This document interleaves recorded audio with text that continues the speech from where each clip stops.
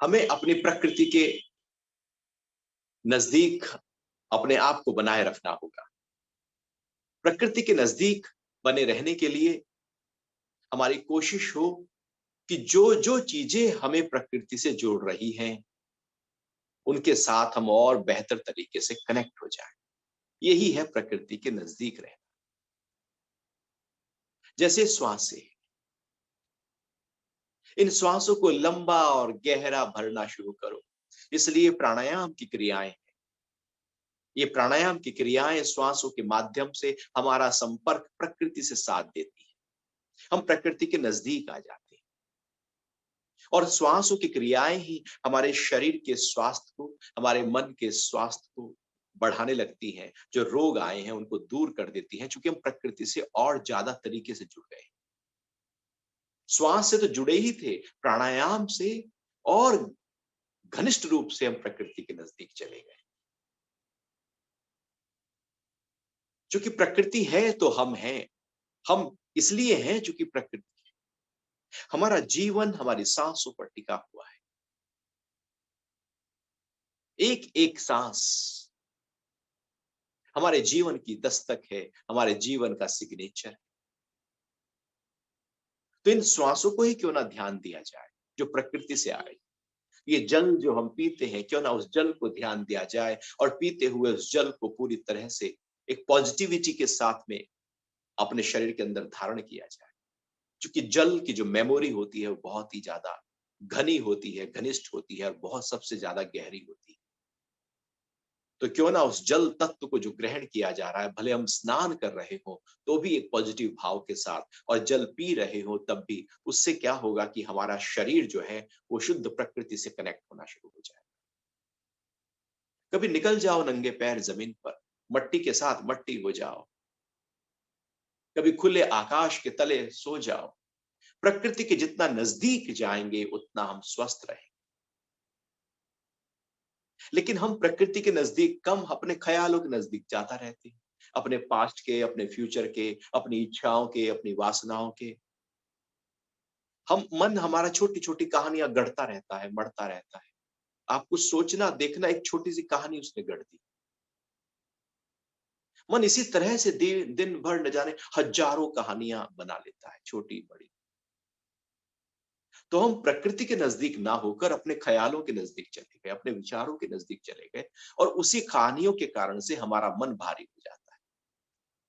प्रकृति के नजदीक शरीर का स्वास्थ्य और मन का हल्कापन आता है, और प्रकृति से जितना दूर होते चले जाते हैं और मन पास्ट फ्यूचर, किसी डर, किसी दुख, किसी उलझन के कारण से हमारे अंदर भारीपन कर देता है, क्योंकि उतना ही हम प्रकृति से दूर होते जा रहे हैं।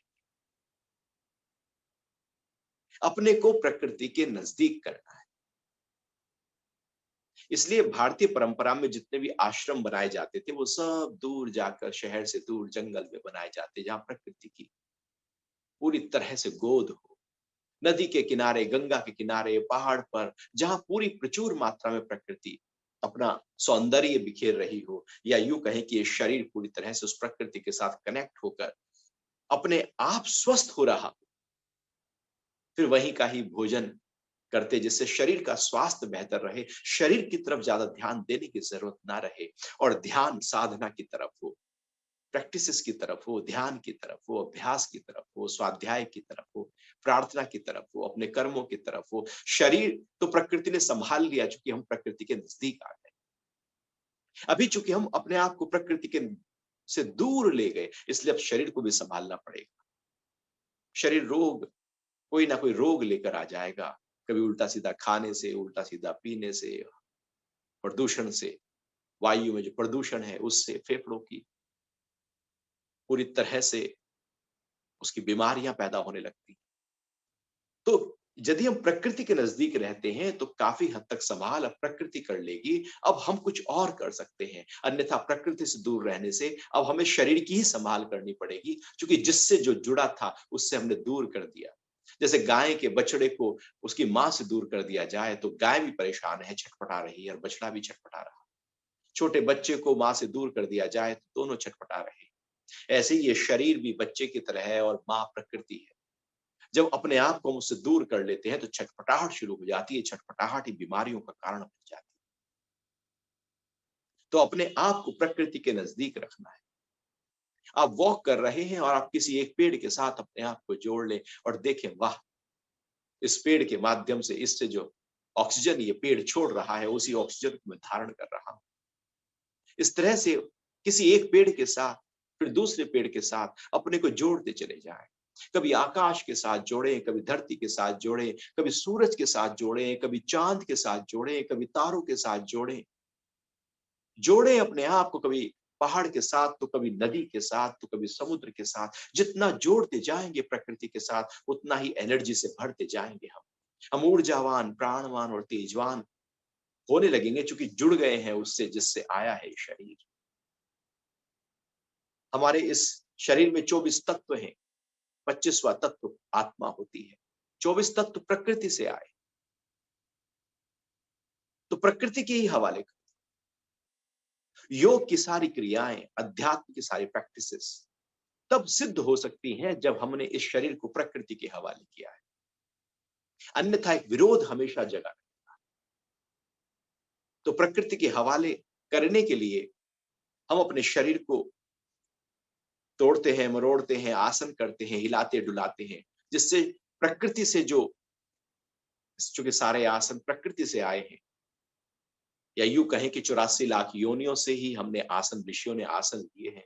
हर योनि का एक आसन बनाया है, इसलिए कोई सांप, कोई बिच्छू, कोई हाथी, कोई घोड़ा, कोई कुत्ता, कोई बंदर, वहीं से ही उनकी जो आकृति है, प्रकृति ने जो जानवर को, पशु को, पक्षी को एक आकृति दी है, वो आकृति बड़ी महत्वपूर्ण है, वो ऊर्जा से भरी हुई है। और यदि उन आकृतियों को हम अपने शरीर के साथ बनाते हैं, तो हमारा शरीर निश्चित आकृतियों के माध्यम से ऊर्जावान होने लगता है। या यूं कहें, आसन भी हमें प्राकृतिक आकृति देकर उसके स्वास्थ्य को बढ़ाने में मदद कर देते हैं। फिर हम प्राणायाम के माध्यम से अपने सांसों की क्रियाओं को बेहतर कर लेते हैं। इस तरह से योग की क्रियाएं हमें प्रकृति के नजदीक लेकर जा रही हैं। और जब हम प्रकृति के नजदीक चले जाते हैं, उसके बाद जब हम ध्यान करते हैं, तो वो ध्यान गहरे में होने लगता है। तो इस तरह से कोशिश हो, अब यदि फ्लैट में रहते हैं कोई बात नहीं, शहरों में रहते हैं कोई बात नहीं, लेकिन एक पेड़ तो दिखेगा ना, आकाश तो वहां भी है ना, धरती तो वहां भी है ना, प्रकृति तो हर जगह विद्यमान ही है ना। लेकिन हम यदि खो गए कहीं किसी ख्यालों में, विचारों में, तो समझो कि अब उसका असर शरीर पर आएगा, क्योंकि हम डिस्कनेक्ट हो गए हैं अपने आप से। टूट गया है हमारा नाता, टूट गया है हमारा नाता लगातार उस प्रकृति से। जितना नाता कमजोर होता जाएगा, उतना शरीर बीमार होता जाएगा। जितना ये नाता मजबूत होता जाएगा, उतना शरीर स्वस्थ होता चला जाएगा। इसलिए प्रकृति के नजदीक रहो, तो स्वस्थ रहेंगे। और ऋषियों, वेद जो उद्घोष करता है कि जीवेम शरदः शतम, 100 सालों तक जिए, और ऋषियों की उम्र सैकड़ों सालों तक हुआ करती थी। अर्थात जो जितना प्रकृति के नजदीक है, उसकी उम्र बढ़ती जाती है। इसलिए हमारी भारतीय परंपरा में वानप्रस्थ आश्रम और संन्यास आश्रम होता था, कि उम्र के अंतिम पड़ाव में अब आप प्रकृति के नजदीक आ जाना, आपको बीमारियां जल्दी से नहीं घेरेंगी, आपकी उम्र लंबी होती चली जाएगी। आप स्वाध्याय में आ जाना, जिससे अब जो शरीर का रखरखाव है वो प्रकृति कर लेगी। लेकिन हम तो उम्र के अंतिम पड़ाव तक बस वही धन के पीछे पड़े रहते हैं, वही माया के पीछे, वही काम, वही क्रोध, वही लोभ, वही वासना। इसलिए हम बीमार होते रहते हैं। इसलिए प्रकृति के नजदीक यदि हम अपने जीवन को जी लें, तो वास्तविकता में जीवन को जिया जा रहा है, क्योंकि अब माँ और बच्चा नजदीक है, दूर नहीं।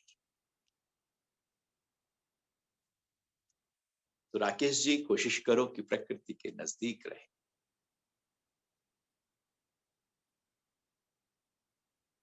दूसरा प्रश्न संगीता जी पूछ रही हैं कि प्रदूषण में, जो वायु प्रदूषण है, उसमें फेफड़ों की संभाल कैसे करें? असलियत में, चूंकि जैसे हम बात करते आए हैं कि श्वास से हम प्रकृति से जुड़े हैं और ये श्वास फेफड़ों में जाकर फेफड़ों से हार्ट पंप कराता हुआ पूरे शरीर में उस ऑक्सीजन को फैला देता है। ये श्वास आधार है। जैसे आप कार चलाते हैं, उसमें 4 पहिए हैं। कार लाखों की कार हो, करोड़ों की कार हो, लेकिन वो करोड़ों की कार टिकी है उन पहियों पर और पहिए टिके हैं उसमें भरी हुई हवा पर। वो जो हवा है, वो चला रही है करोड़ों की कार। और यदि हवा ना हो, निकाल दो सारी हवा, करोड़ की कार बेकार हो। चूंकि आधार है उसका हवा पर, ऐसी ये शरीर है।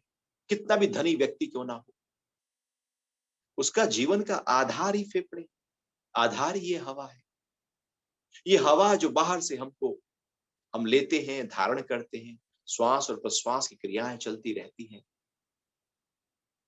अब ये जिससे चल रहा है शरीर, वो हवा ही प्रदूषित हो जाए, जो अंदर जा रहा है वो प्रदूषण जा रहा है, वैसी गैसेस अंदर जा रही हैं, ऐसा पोल्यूशन अंदर जा रहा है जो हमारे फेफड़ों में जाकर जम जाता है, काला पड़ जाते हैं फेफड़े। और फिर उसका इम्पैक्ट हमारे ब्लड सर्कुलेटरी सिस्टम पर आने लगता है और फिर उससे सेलुलर लेवल पर चला जाता है, ब्रेन पर चला जाता है।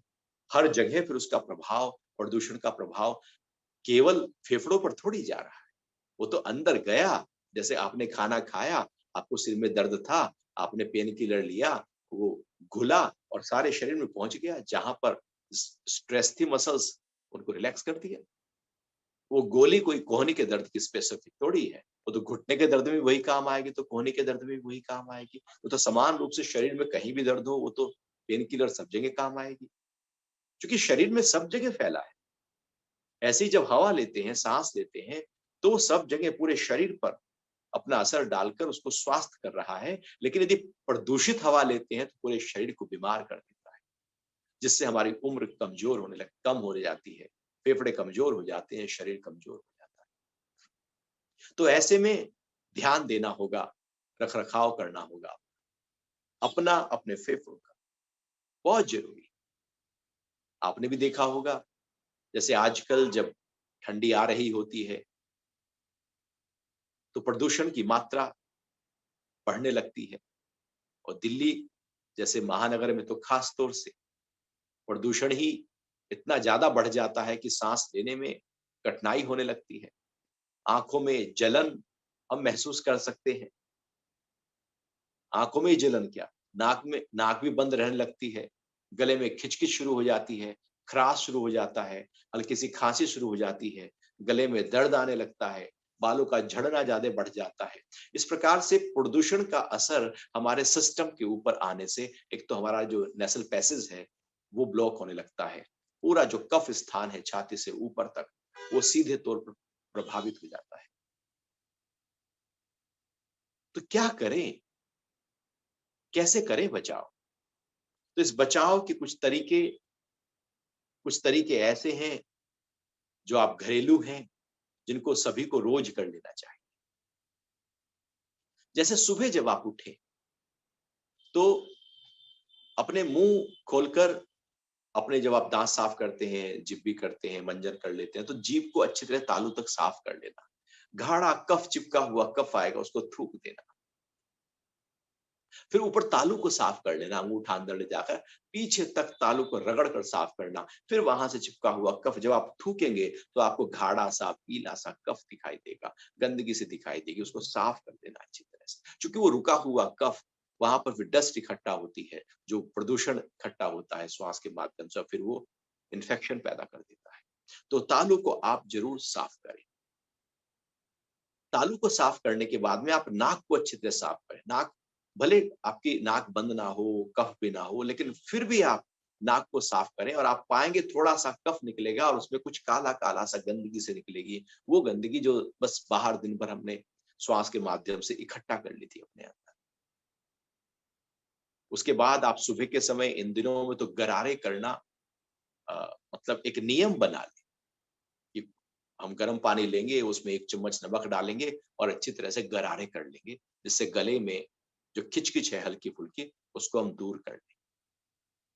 और यदि आपको लगे कि सांस लेने में तकलीफ हो रही है, तो भाप की सिकाई कर लिया करें। मतलब भाप ले लें, उसमें 1 लौंग तोड़कर डाल दें, 1 या 2 लौंग तोड़कर डालें, पानी को उबाल लें, फिर भाप उठेगी, आप अपने सिर को ले जाएँ और नाक से श्वास लेते रहें। पूरे का पूरा फेफड़ों तक भाप हमारे फेफड़ों तक प्रभाव डालकर चिपके हुए कफ को हटाने में मदद करती है, नाक को खोल देगी। नाक में सुबह के समय थोड़ा-सा देसी घी लगा लें या अणु तेल डाल लें, चूँकि या सरसों का तेल लें और नाक में ऐसे लगा लें। अब क्या होगा कि जब आप तेल लगाएँगे या घी लगाएँगे, तो उसकी जो चिकनाहट है, वो नाक में ही रह जाएगी और दिन भर जब आप साँस लेंगे, तो जो पॉल्यूशन है, चूँकि नाक में अंदर बाल हैं, तो वो छानने की क्रिया होती है और वहाँ पर आपने तेल की चिकनाहट भी डाली है, तो उससे क्या होगा कि अब हवा और छनकर जाएगी और छनकर जब जाएगी हवा, तो जैसे ही वो हवा छनेगी, तो जो चिकनाहट है, तेल की जो चिकनाहट है, वहाँ पर जो कण हैं, वो इकट्ठा होने शुरू हो जाएँगे, धूल के कण इकट्ठा होने शुरू हो जाएँगे और नाक के अंदर जाकर साइनस को डिस्टर्ब नहीं करें। तो इस तरह से नाक में नस्य कहा जाता है, नाक में तेल डाल दिया करें या तेल बस नाक में हल्का-सा लगा लें। दिन में गर्म पानी पिया करें और सुबह के समय गर्म पानी में मतलब तुलसी और थोड़ा-सा अदरक डालकर उसको बॉयल कर लें और उसका सेवन करें। तो उससे काफ़ी हद तक जो अंदर कफ दोष पैदा हो रहे थे थोड़े-थोड़े, वो दूर होने लगते हैं। विटामिन सी चूँकि इन दिनों जब ठंड आने लगती है, तो शरीर का इम्यून सिस्टम हमारा बेहतर होना चाहिए। इम्यून सिस्टम को बेहतर करने के लिए विटामिन सी प्रकृति दे रहा होता है।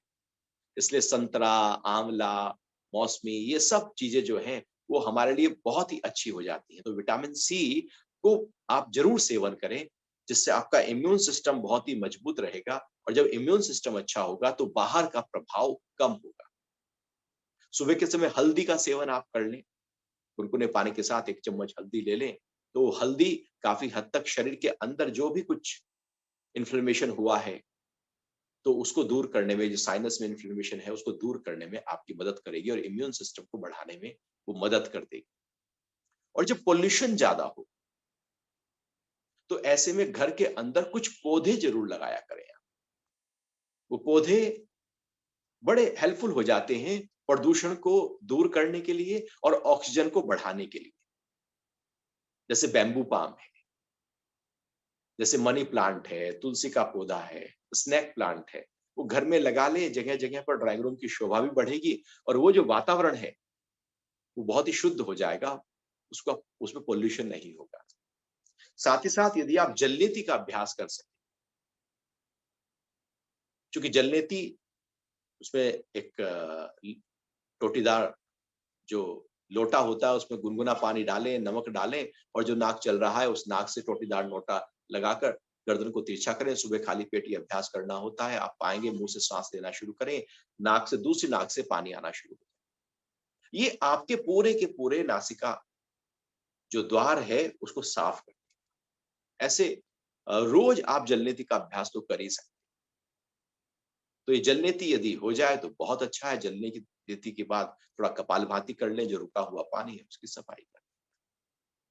अब इसके अलावा आप रोज प्राणायाम का अभ्यास करें, लेकिन प्राणायाम ऐसे समय ना करें जब पॉल्यूशन बहुत ज़्यादा बढ़ा हुआ हो। जैसे सुबह का समय पॉल्यूशन बहुत ज़्यादा होता है या साँझ के समय पॉल्यूशन ज़्यादा होता है, तो धूप सी है और आप लंच से पहले आप थोड़े से प्राणायाम का अभ्यास कर लें, जब पॉल्यूशन लेवल सबसे ज़्यादा कम होता है। या आप एयर प्यूरीफायर अंदर लगाकर या पौधे लगाकर फिर सुबह के समय भी कर सकते हैं। चूँकि अनुलोम-विलोम प्राणायाम, डीप ब्रीथिंग का अभ्यास और ऊंचाई प्राणायाम आपके फेफड़ों की शक्ति को बढ़ा देगा। अनुलोम-विलोम में हम सीधे हाथ की प्राणायाम मुद्रा बनाते हैं, नाक पर ले जाते हैं, राइट नॉस्ट्रिल को बंद करते हैं, लेफ्ट से धीरे से श्वास निकालते हैं बाहर, फिर लेफ्ट से ही श्वास भर लेते हैं और राइट से निकाल देते हैं, फिर राइट से भर लेंगे और लेफ्ट से निकाल देंगे। तो इस तरह से लेफ्ट से शुरू करके राइट से निकाल देंगे, राइट से भरकर लेफ्ट से निकाल देंगे। यह एक चक्र अनुलोम-विलोम प्राणायाम होगा। ऐसे लगातार अभ्यास 5 से 7 मिनट तक आप करते रहें। अनुलोम विलोम प्राणायाम आपके मन को शांत करेगा, ब्लड प्रेशर को कंट्रोल करेगा, हृदय के लिए, फेफड़े के लिए, मस्तिष्क के लिए बहुत लाभकारी है, तंत्रिका तंत्र के लिए लाभकारी है, पॉजिटिविटी का संचार कर देगा, धैर्य को बढ़ाएगा, स्मरण शक्ति को बढ़ाएगा। काफी हद तक आमूल-चूल परिवर्तन अनुलोम विलोम प्राणायाम आप जरूर करें, आपके फेफड़ों की शक्ति बढ़नी शुरू हो जाएगी। इसके बाद आप डीप ब्रीदिंग करना, पूरा श्वास भरना और धीरे-धीरे पूरा श्वास निकालना। लगातार इस अभ्यास को सांस भरते जाना, श्वास निकालते जाना कॉन्शियसली, दिन भर सांस आता जाता है।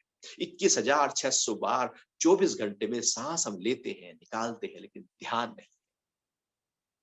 यहां पर हम रेचक और पूरक कर रहे हैं। पूरा श्वास भर रहे हैं तो उसको पूरक कहते हैं, कॉन्शियसली पूरा लंबा गहरा सांस निकाल रहे हैं तो उसको रेचक कहते हैं। बहुत धीमी धीमी भस्त्रिका का अभ्यास आप करते रहे, क्योंकि जब पॉल्यूशन का लेवल बढ़ा हो तो भस्त्रिका प्राणायाम तेजी से नहीं करना। धीरे धीरे अभ्यास करना, क्योंकि भस्त्रिका में फिर ध्यान देना होता है। हाई ब्लड प्रेशर हो तो भस्त्रिका नहीं करेंगे, माइग्रेन हो तो भस्त्रिका नहीं करेंगे, हर्निया हो तो भस्त्रिका नहीं करेंगे।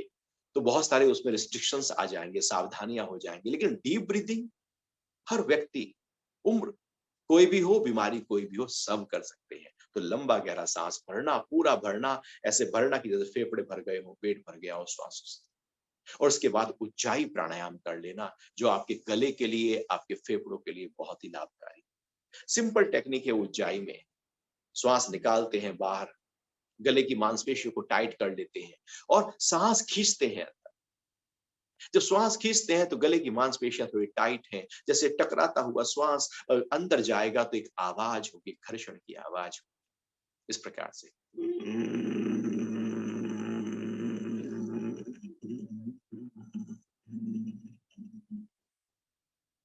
और फिर लेफ्ट से श्वास निकाल देना। बार बार ये अभ्यास, श्वास भरें, गले को टाइट करें, एक आवाज से करें, बहुत ज्यादा तेजी से आवाज नहीं करना, एक आवाज करें। एक घर्षण होगा, ये घर्षण फेफड़ों से हृदय तक और मस्तिष्क तक होगा। यदि आप इस आवाज के समय अपने हाथ को सिर पर रखेंगे तो वाइब्रेशंस फील करेंगे, हार्ट पर रखेंगे तो वाइब्रेशंस फील करेंगे। ऊपर के हिस्से में, फेफड़ों से ऊपर तक एक वाइब्रेशंस पैदा होने लगती है, चूंकि यह अभ्यास हमारे फेफड़ों की शक्ति को बढ़ाता है, हार्ट में ब्लॉकेज को दूर करता है, कैरोटिड सीनस में आए ब्लॉकेज को दूर करता है, ब्रेन के लिए बहुत अच्छा है, खर्राटों की समस्या दूर करने में, थायराइड पैराथायराइड ग्लैंड को व्यवस्थित करने में बड़ा लाभकारी है। उज्जाई प्राणायाम सीधे तौर पर फेफड़ों की शक्ति को बढ़ा देता है। तो इस तरह से ये 3 अभ्यास प्राणायाम के आप रोज करें। जलनेती यदि हो जाए तो बहुत अच्छा है। सप्ताह में 1 बार यदि कुंजल क्रिया हो जाए, जिसमें कुरकुरा पानी पीकर थोड़ा-सा नमक डालकर पानी पीते हैं, खाली पेट, और फिर उसकी उल्टी कर देते हैं। आस-पास कोई अच्छे योग शिक्षक हों तो उनसे आप ये अभ्यास सीख सकते हैं और इन अभ्यासों के माध्यम से प्रदूषण, जो वायु प्रदूषण हो गया है, उससे अपना बचाव कर सकते हैं, अपने फेफड़ों का बचाव कर सकते हैं और अपने पूरे शरीर के स्वास्थ्य में वृद्धि कर सकते हैं। हरि ओम।